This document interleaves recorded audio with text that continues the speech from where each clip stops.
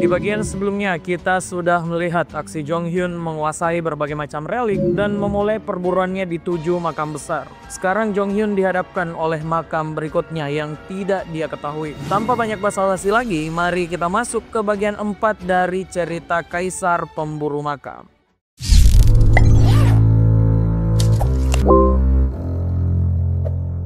Saat makam terbuka, Jong Hyun tidak sadar kalau ternyata dirinya adalah orang yang paling diincar di dalam makam oleh semua perempuan. Bukan cuma itu, Jong Hyun juga dikejar oleh para lelaki yang cemburu melihat hal tersebut. Dalam pelariannya, Jong Hyun terus berpikir relik apa yang ada di makam tersebut. Dia cuma bisa memikirkan satu cerita, yaitu Ilo dan Nun, sebuah cerita vulgar yang ada di Korea yang juga cocok dengan makam dosa nafsu. Saat terjepit, Jong Hyun coba kabur menggunakan rope dengan mengayun di langit. Tapi sayangnya makam tidak mengizinkan hal tersebut dan dia jatuh ke tanah dan hampir diserbu oleh semua wanita. Untung saja di sana masih ada rope yang berhasil menghalau semua orang. Jong Hyun pun kabur masuk lebih dalam di dalam makam. Di sisi lain, Irene tidak bisa menyembunyikan kekhawatirannya, makanya Irene menggunakan relik Dewa Suku Maya yang telah dititipkan Jong Hyun. Relik tersebut digunakan untuk mengetahui bahaya apa yang akan menghampiri Jong Hyun sekarang. Nah, hasilnya membuat Irene sangat terkejut. Lalu, bagaimana dengan Yoo Jae-ha?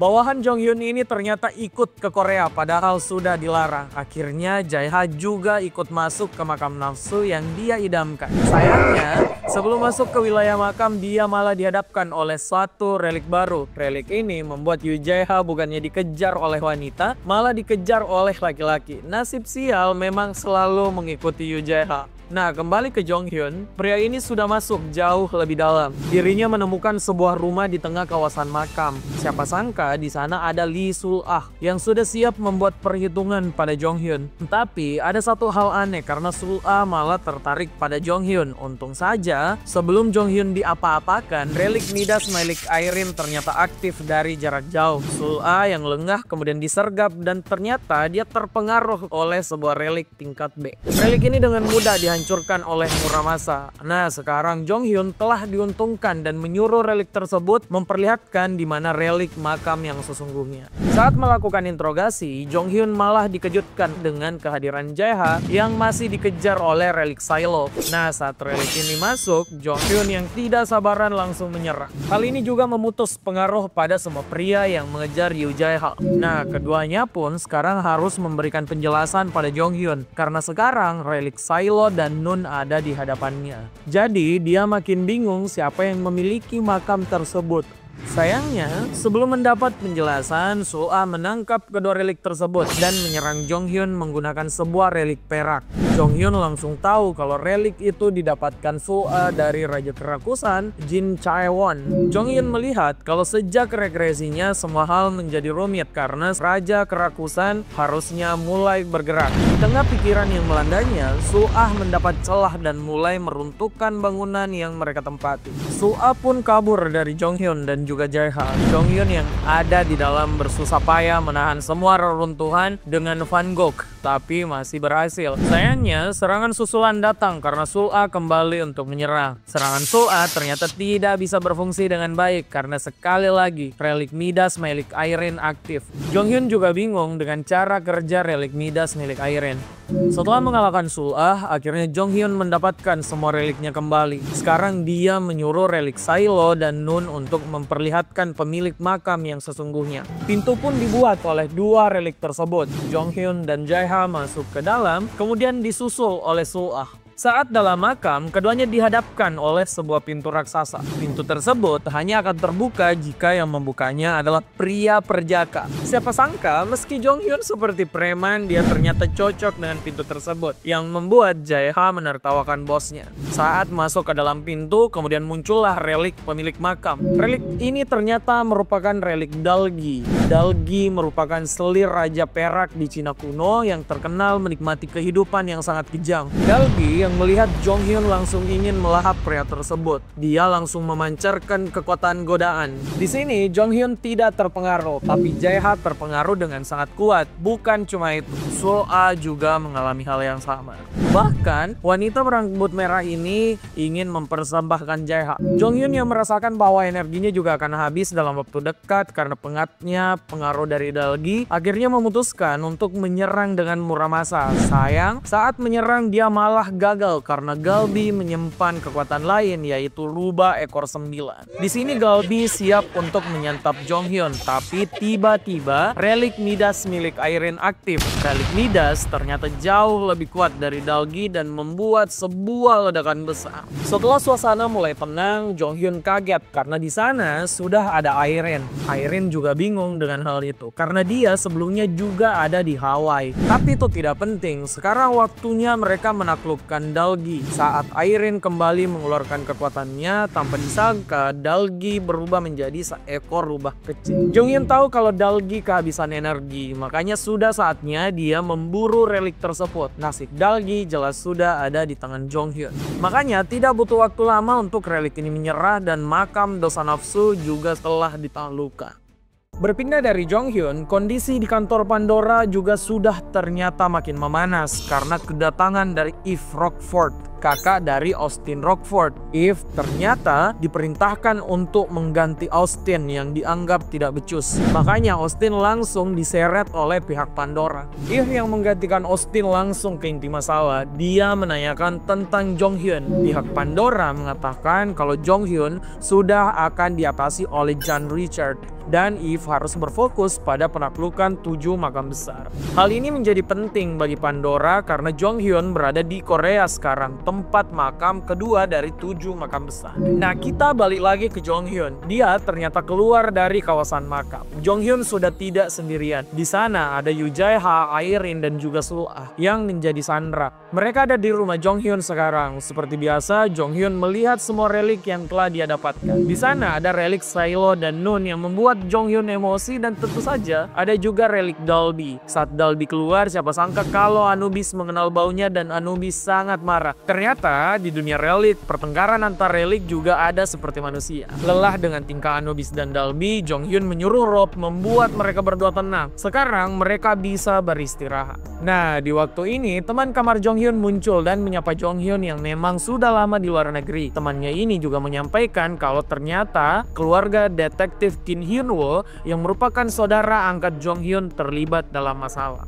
Mendengar hal tersebut, Jong Hyun bergegas ke rumah detektif Kim Gun-woo. Di sini, Eun Ji-yeon yang merupakan istri dari detektif Kim sedang berdebat dengan pegawai Pandora. Pandora ternyata membuat aturan baru bagi siapa saja yang menggunakan relik, menaklukkan makam, dan juga tidak melaporkan makam akan didenda mencapai 150 juta won. Angka yang sangat tidak masuk akal. Nah, padahal keluarga detektif Kim terpaksa menaklukkan relik dari makam tersebut karena mengganggu bayi mereka. Nah, pihak Pandora itu tidak mau tahu. Mereka tetap menerobos masuk ke rumah detektif Kim. Jong Hyun yang melihat hal tersebut langsung menghajar mereka semua dan juga memperlihatkan kalau Pandora tidak berguna. Mereka saja ketakutan karena relik, tapi malah beralasan ingin melindungi penduduk dari efek relik. Nah, saat pegawai Pandora pergi, Jong Hyun pun berjanji kalau dia akan menyelesaikan masalah keluarga detektif Kim. Setelah itu, Jong Hyun menelpon Edward dan menanyakan tentang aturan baru dari Pandora. Dalam ingatan Jong Hyun, aturan ini harusnya baru muncul 10 tahun mendatang. Jong Hyun pun memerintahkan Edward untuk mencari tahu siapa sponsor utama dari aturan yang tidak jelas tersebut. Untuk menjalankan aksinya melawan Pandora, Jong Hyun menghubungi George Holton. Dia meminta George untuk masuk dalam Pandora.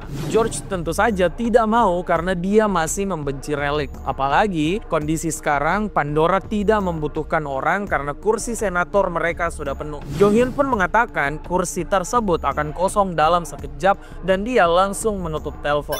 Nah, setelah berjalan keluar, Jong Hyun kembali ke rumahnya. Di sana teman Jong Hyun sudah diserang oleh Sul-ah yang melarikan diri. Hal ini memang gawat, tapi mereka punya rencana besar melawan Pandora. Jadi Sul-ah bisa dikesampingkan. Nah, Jong Hyun menginginkan Jae-ha untuk memulihkan Nero. Nero sebenarnya tidak rusak, tapi dia mengalami depresi, makanya tidak bisa digunakan. Jong Hyun memaksa Jae-ha untuk bisa memulihkan Nero karena Nero akan menjadi aset utama untuk melawan Pandora.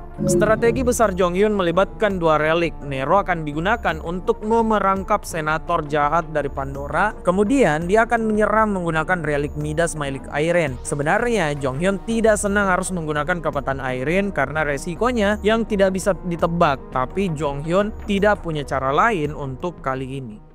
Keesokan harinya, rencana pun dimulai. Kantor cabang Pandora di Korea langsung heboh karena semua orang di sana mengalami kerugian akut. Hal ini sudah bisa ditebak kalau Jong Hyun dan Irene sudah mulai melakukan serangan. Serangan relik Midas hanyalah awal karena dalam waktu singkat Nero sudah membuat istana emas. Istana emas milik Nero tidak cuma menghisap orang Pandora dari Korea, melainkan juga mendatangkan pihak Pandora dari region lain. Di sana bahkan ada Jan Richard yang juga ikutan muncul. Saat semua sadar kalau ini ulah dari Jong Hyun, semuanya menjadi emosi. Tapi mereka tidak bisa berbuat apa-apa. Nah, Jong Hyun menambah masalah bagi mereka yang terjebak. Jong Hyun memerintahkan Nero untuk membuat sebuah labirin sebagai mahakaryanya. Nero yang terobsesi menjadi seniman langsung melakukan hal tersebut. Bukan cuma labirin, kekuatan Irene yang juga digunakan untuk menambah masalah dalam labirin tersebut membuat orang-orang makin tegang. Di dalam ketegangan ini, Jong Hyun mendapat tawaran fantastis. Mereka yang terjebak tidak segan-segan untuk memberikan Jong Hyun uang, properti, dan juga relik tingkat atas. Jong Hyun tentu saja senang, tapi dia menginginkan hal lain, yaitu informasi rahasia. Di sini, orang-orang menceritakan kasus penipuan yang dilakukan Jan Richard. Jan Richard juga tidak mau kalah, karena dia sampai-sampai menyebut nama CEO dari TKBM. Semua pokoknya menjadi kacau karena orang-orang malah berkelahi di sana.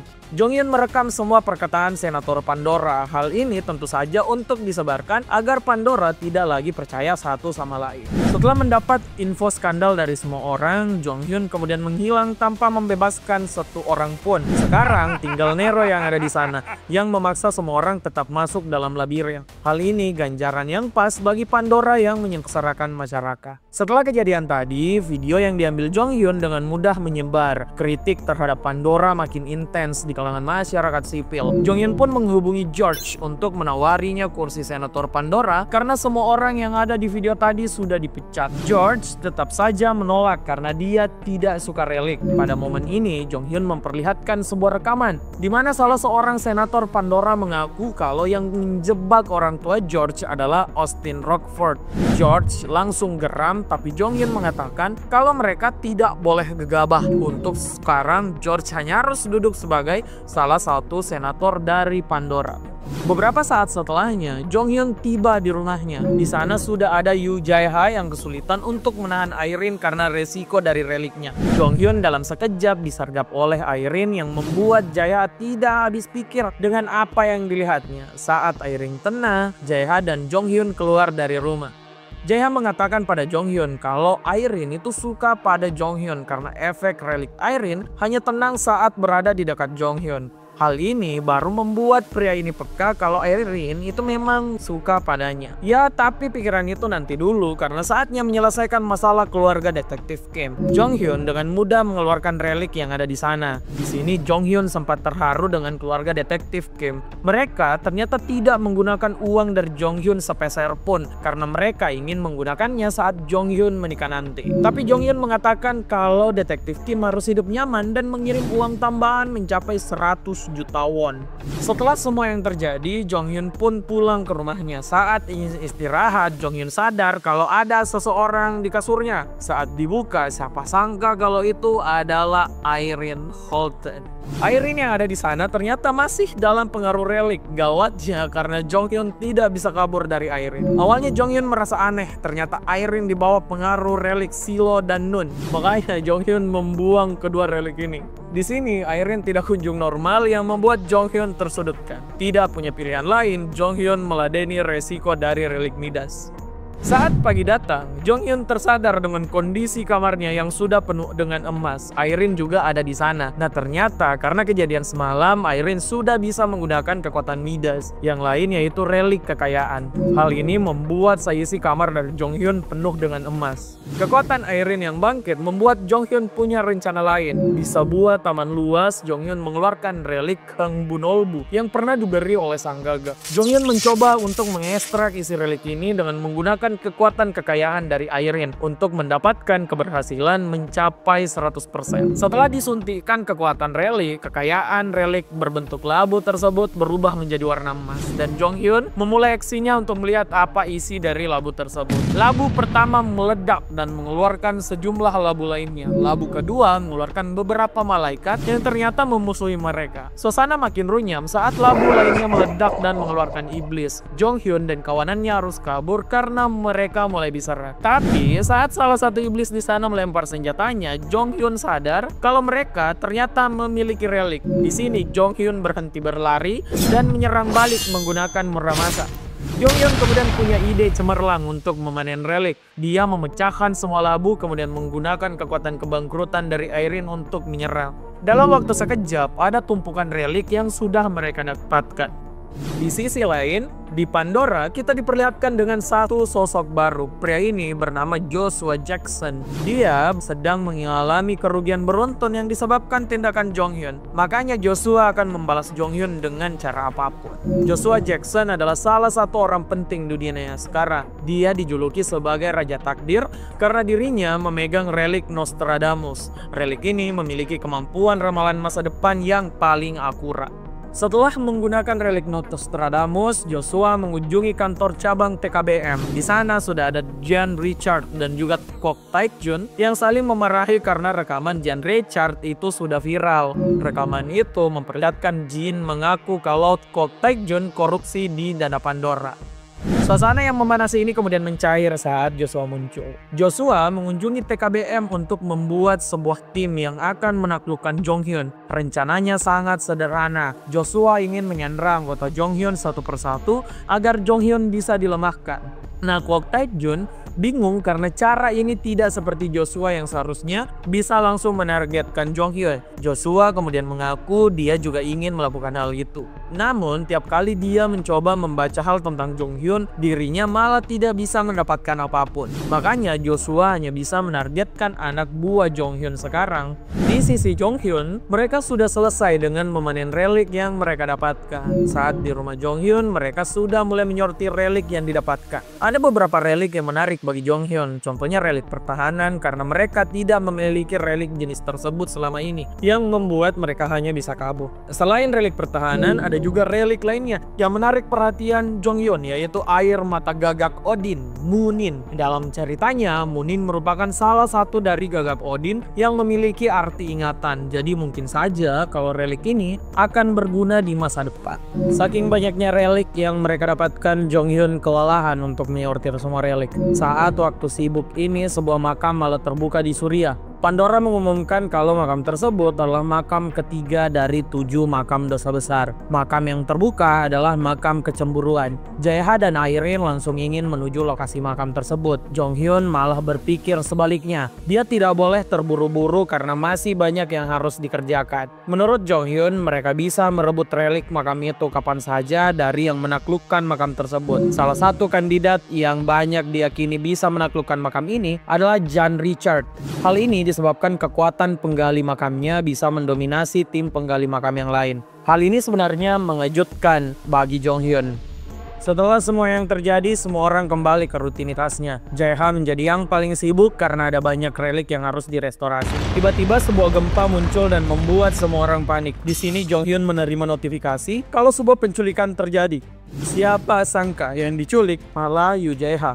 Yu Jaeha ternyata berada di sebuah tempat asing. Beberapa relik utama Jonghyun juga ada di sana. Bahkan Rob juga ikut diculik. Saat melihat handphonenya tidak berfungsi, Jaeha baru sadar kalau dia ada di dalam makam relik. Saat maju lebih jauh, Yu Jaeha dan Rob masuk ke sebuah bangunan. Sebuah relik kemudian mengamuk dan memainkan alat musiknya yang membuat Jaeha panik.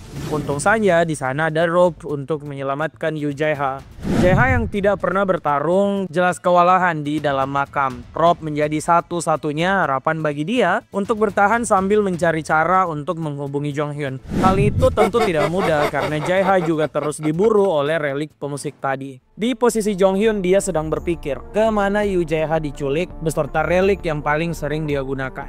Jonghyun pun menggunakan relik peta yang dia miliki. Sebelum semuanya selesai, Jonghyun kemudian menerima sebuah telepon. Telepon tersebut ternyata berasal dari Jan Richard. Richard mengaku kalau dia yang menculik Jae-ha dan menjebloskannya masuk ke dalam makam kecemburuan yang ada di Suria. Richard katanya baru akan melepaskan Jae-ha dari makam tersebut jika Jonghyun memberikan rahasia penaklukan makam yang dia lakukan. Pandora penasaran bagaimana Jonghyun menaklukkan berbagai macam dengan tim kecil. Mendengar pengakuan Jan Richard, Jonghyun malah tertawa. Dia ternyata yakin kalau Richard ternyata tidak bisa menyelesaikan makam tersebut dan hanya omong besar.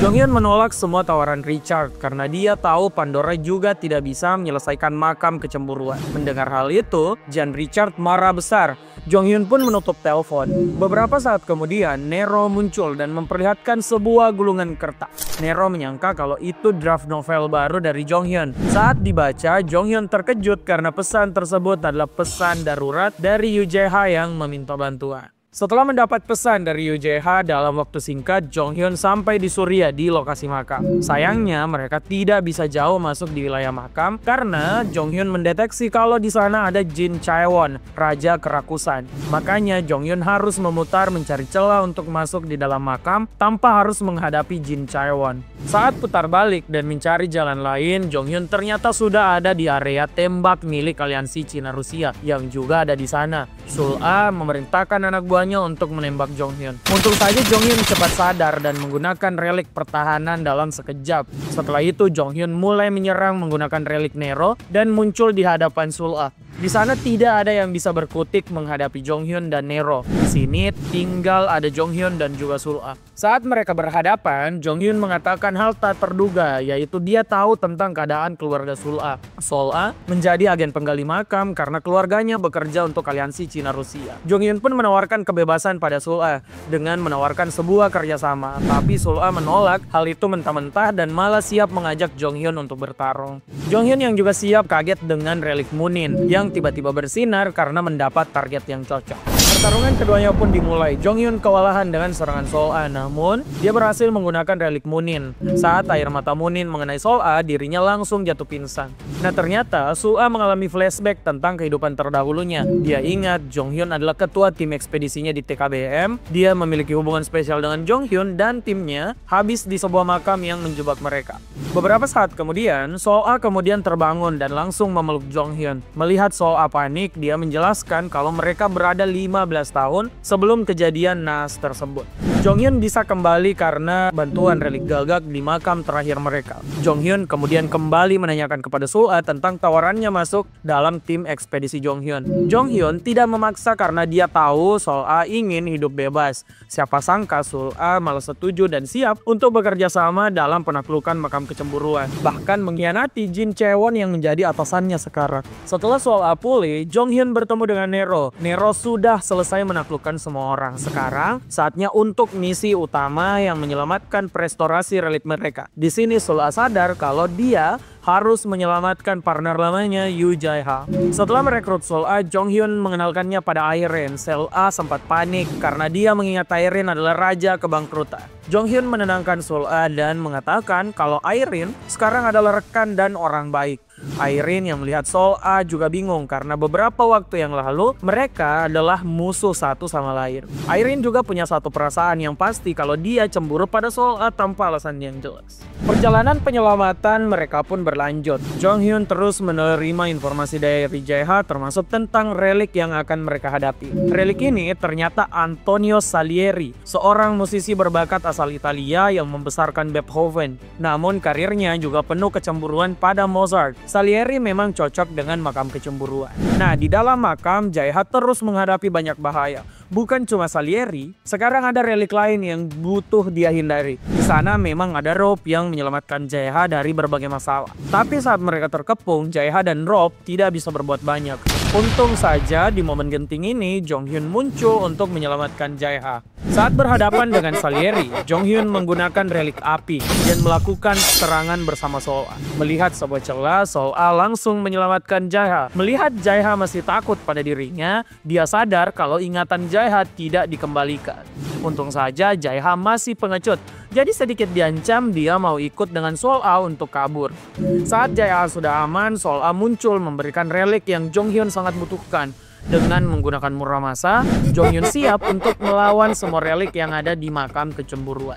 Pertarungan antar Jonghyun dan relik Salieri pun dimulai. Relik Salieri yang mendapatkan tambahan kekuatan langsung mengamuk dan menggunakan semua bawaannya untuk bermain musik. Jonghyun langsung menggunakan relik pertahanan lalu menambahkan dengan relik Hammurabi yang mengempaskan semua musuh. Jonghyun melihat ada kesamaan antara Salieri dan juga Nero. Keduanya adalah orang terpandang yang penuh dengan sifat buruk. Makanya Jonghyun memprovokasi Salieri dengan menyebut Mozart sebagai musisi yang jauh lebih baik. Hal ini membuat Salieri dalam amarah besar dan menyerang Jonghyun lewat melempar semua alat musik yang dia miliki. Salieri yang penuh dengan amarah juga penuh dengan celah. Akhirnya Jonghyun selesai. Namun siapa sangka relik makam lain berbentuk catur yang ada di sana ternyata bisa mengambil alih makam dari Salieri. Saat makam diambil alih, semua orang menjadi gila. Bukan cuma Sol-A yang terpengaruh, tapi semua relik Jonghyun juga ikut terpengaruh. Mereka semua mendapatkan kegilaan dari kecemburuan. Jonghyun tidak bisa apa-apa dan sekarang Sol-A malah mulai untuk menyerang. Jonghyun yang tidak bisa menggunakan relik terus ditekan oleh Sol-A. Relik yang menekan mereka juga bingung kenapa Jonghyun masih bisa bergerak. Makanya dia berubah menjadi dupa dan membuat tekanan kecemburuan dalam makam makin meningkat. Bahkan yang terdampak itu sampai pada Jonghyun, di mana dirinya cemburu pada diri sendiri. Satu hal yang aneh untuk dilihat. Untung saja saat Jonghyun akan berakhir di sana ada Jaeha yang menghentikan Jonghyun dan juga Sol-A. Jaeha juga lah yang menghancurkan relik yang menawan mereka. Kemudian semuanya sudah bisa kabur. Jaeha disuruh membawa barang yang sebenarnya sempat ingin dipengaruhi oleh relik yang ada di sana. Tapi untung ada Rob yang menghentikan relik tersebut. Nah, di tangan Rob ada relik koin memori Mnemosyne yang datang dari cerita Dewi Ingatan Yunani. Jonghyun tahu kalau relik ini adalah relik milik Jin Chaewon yang digunakan untuk memata-matainya. Sol-A yang jadi anak buah Jin Chaewon memang membenarkan hal tersebut. Nah, Jonghyun langsung menggunakan relik itu dengan benar sekarang. Dia tidak menyimpannya tapi meledakkan relik Rengce tersebut untuk keluar dari makam. Ledakan besar yang terjadi juga terlihat oleh Irene yang langsung menjemput mereka semua untuk kabur dari sana. Saat kabur, mereka semua sadar kalau mobil stasiun TV menuju ledakan yang ada di makam. Di sini Jonghyun punya ide cemerlang untuk memanfaatkan TV menyerang Pandora sekali lagi. Dia mengatakan pada Yoo Jae-ha kalau sudah saatnya membalas Jean Richard. Di sisi lain, Jean Richard tengah ada di dalam satu wawancara. Dia diundang media untuk menceritakan penggalian makam kecemburuan yang dilakukan timnya. Jean Richard mengatakan kalau dia sebentar lagi bisa menaklukkan makam tersebut dan mengakhiri aksi solo dari So Jong-hyun. Nah, di tengah pembicaraan, sebuah kehebohan malah terjadi. Media tempat Richard berbicara mendapatkan kabar kalau makam telah ditaklukkan. Sebuah video diputar oleh stasiun TV tersebut karena sudah ada Jonghyun dan Jaeha. Jonghyun memperlihatkan kalau dirinya sudah memegang relik Salieri yang menjadi tuan dari makam kecemburuan. Hal ini membuat Jean Richard memanas setelah membual tentang kemampuannya menaklukkan makam. Selain itu, Jonghyun memberi satu pukulan lagi. Jaeha mengaku pada publik kalau dia adalah korban kejahatan dari Jean Richard saat si botak tersebut jadi gurunya. Jaeha mengaku kalau Jean Richard tidak bisa melukis. Semua lukisan terkenal dari Jean Richard dicuri dari Yoo Jae-ha. Hal ini membuat Jean Richard tidak bisa berkata-kata apa-apa dan dia hanya berpaku melihat Jonghyun berhasil memberikan pukulan telak ke mentalnya. Meski tidak bisa berkata-kata, mau tidak mau Jean Richard yang live di media harus memberikan alasan agar melindungi mukanya. Dan juga Pandora. Jean Richard memberi alasan kalau mereka bisa saja kalah kali ini. Tapi di lain waktu mereka akan menang. Alasan klasik, dia juga menuduh Yoo Jae-ha kalau Yoo Jae-ha lah yang melakukan plagiat. Di sisi kelompok Jong Hyun, Yoo Jae-ha dipaksa menggunakan berbagai relik pertahanan. Hal ini karena dirinya akan menjadi yang paling sering diculik. Menyerang restorasi relik dari suatu kelompok memang akan menjadi hal lumrah di kemudian hari. Belum sempat menyelesaikan pembicaraan mereka, Yoo Jae-ha benar-benar diculik lagi. Untung saja di sana ada Jong Hyun yang siap untuk ikut dengan Yoo Jae-ha. Saat sampai di sisi penculik, di sana ternyata sudah ada Jean Richard yang menunggu mereka dengan senjata api. Untung saja Jong Hyun bisa mengatasinya dengan relik pertahanan. Di sini Yoo Jae-ha untuk pertama kali menggunakan relik serangan, bahkan langsung rank S yaitu Salieri. Makanya Jae-ha merasakan hal tak terduga, dia pingsan kehabisan tenaga. Jong Hyun yang melihat kekacauan tersebut adalah hal menguntungkan, langsung kabur dari lokasi tersebut. Penculikan kedua dari Jean Richard ini menambah masalah untuknya karena sekali lagi dia viral di media. Setelah semua selesai, Jong Hyun dan Sol-a melakukan kontrak kerja. Tentu saja Jong Hyun mengatakan kalau kontraknya diikat menggunakan relik. Sol-a tetap saja setuju, apalagi ingatannya memang sudah kembali. Beberapa saat setelah itu, Jae-ha juga muncul. Sol-a menanyakan pada Jong Hyun kenapa ingatan dari Jae-ha itu tidak dikembalikan. Jong Hyun ternyata tidak mengembalikan ingatan Jae-ha karena kepribadian masa lalu Jae-ha yang dianggap sebagai raja pencuri. Ingatannya yang kembali memang bisa membuat Jae-ha lebih kuat dan lebih ahli menggunakan relik. Namun itu juga akan menggali trauma masa lalu dari Yoo Jae-ha. Sol-a ternyata juga sepakat dengan hal tersebut. Dia melihat Jae-ha malah lebih baik sekarang. Di sisi Jean Richard yang frustasi dirinya terus dimaki oleh Kwok Taek-jun, Jean Richard bukan cuma gagal di makam kecemburuan tapi juga menghancurkan beberapa relik berharga milik Kwok Taek-jun. Jean Richard yang memiliki harga diri tinggi meski tidak tahu diri kemudian marah dan ingin menghubungi Jin Chae-won, raja kerakusan. Nah, kita pindah ke tim penggali Cina. Jin Chae-won mendapatkan laporan dari tim penggalinya saat mereka berbicara. Salah satu timnya mengatakan kalau mereka mendapatkan telepon dari Jean Richard. Saat diangkat, Jin Chae-won menolak mentah-mentah apa yang diinginkan Jean Richard. Jin Chae-won ingin berfokus pada Jong Hyun, pria yang menaklukkan makam iri hati yang seharusnya menjadi miliknya. Jin Chae-won dikenal sebagai raja kerakusan bukan tanpa alasan. Dirinya memiliki reputasi bisa mendapatkan semua apa yang dia inginkan. Keesokan harinya, Jong Hyun dan Jae-ha itu menghadiri berbagai macam media untuk mengungkap plagiarisme yang dilakukan oleh Jean Richard. Mereka mengungkap tentang relik yang digunakan oleh si botak. Relik ini adalah masker cermin Conan Doyle, penulis dari karya terkenal Sherlock Holmes. Relik ini memungkinkan Jean Richard berubah menjadi siapapun. Jadi saat dia melukis dengan gaya Jae-ha, dia hanya perlu berubah menjadi Jae-ha. Makanya Jean Richard tidak pernah melukis secara langsung karena dia memang tidak bisa melukis. Nah, anehnya, meski sudah berbicara dari berbagai media, tidak ada satupun berita tentang Jean Richard yang muncul di media. Hal sebaliknya malah terjadi. Jean Richard yang terus diangkat ke media melakukan klarifikasi. Bahkan setelah Jong Hyun menggunakan relik pada Jean Richard dengan menggunakan Sol-a, berita plagiarisme tentang Jean Richard tidak muncul di publik. Hal ini membuat Jong Hyun frustasi berat. Pada suatu malam, dirinya mendapatkan sebuah email. Orang yang mengirim email tersebut ingin membantu Jong Hyun membongkar plagiarisme yang dilakukan Jean Richard di publik, tapi dengan imbalan yang nantinya akan diminta pada Jong Hyun. Setelah email tersebut muncul, besoknya berita plagiarisme Jean Richard muncul di publik. Jong Hyun sadar kalau hal ini hanya bisa dilakukan satu orang, yaitu Raja Bulan Sabit, Wade Herman.